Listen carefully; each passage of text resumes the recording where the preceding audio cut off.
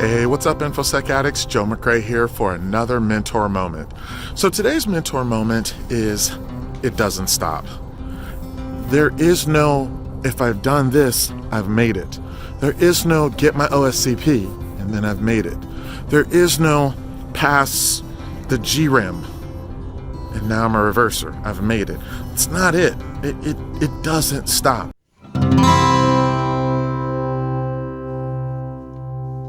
I had to come to this realization that it just doesn't stop. So I was talking with a student a few days ago, and I walked out of the exam room and I had just failed the Amazon AWS developer certification. I just failed. This is November 2019, just failed.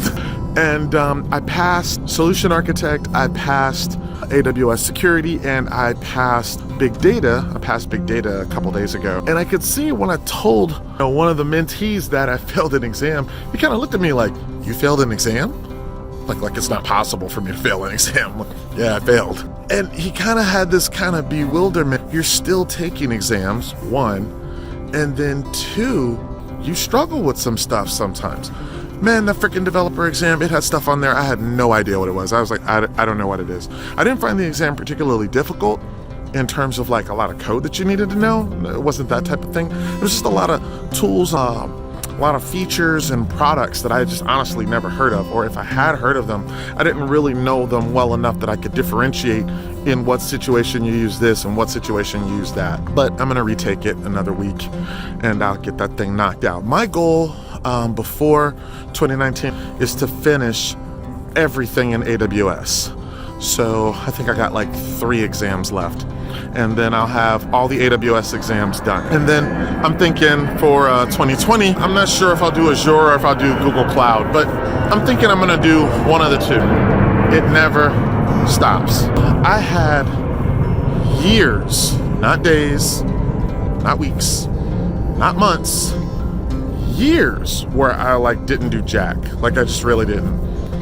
Just kind of didn't feel like it. What I ran into was just this realization that I was being a hypocrite. You know, here I am. I was wanting people to learn from me, and I was wanting people to buckle down and put in the time to learn from me, but I wasn't willing to do it myself. And, you know, a lot of people are really surprised to find out that I have students that have been my students for 6 and 7 years. And what makes that possible is that I don't stop. It doesn't stop. The other thing that I think people are really surprised to find out is the number of people that are former students of mine that are now people that I go to for questions and how does this work and what's the latest with this and that. It's also that kind of realization that it doesn't stop for them. So there's a lot of them that have moved on and bubbled up to where they're much more proficient in some things than I am. So you're gonna see me pick up the phone and call a student of mine and be like, hey, so how does that work when you deploy ELK, you know, and FileBeat and Heartbeat and all these different tools? I was just talking to Quentin, former student of mine, and you know, that's what we were talking about. I had to ask him how this rapid deployment of forwarders so that you could set up ELK. Had to ask him like how that stuff works. Well, he does way more incident response than I do. It's, yeah, he's a student, but he's moved on. He's growing up in his career. He's a real professional now. So yeah, that's why I call him for stuff. Chris Gates, former student, but do I call him all the time to ask for stuff? Mubix, former student, but do I pick up the phone and call him all the time to ask for stuff?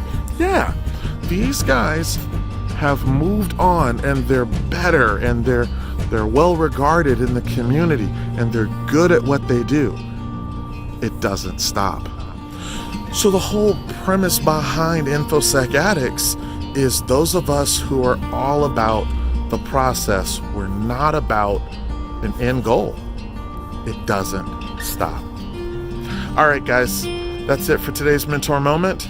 Can't wait to see you guys in 2020. Let's do this.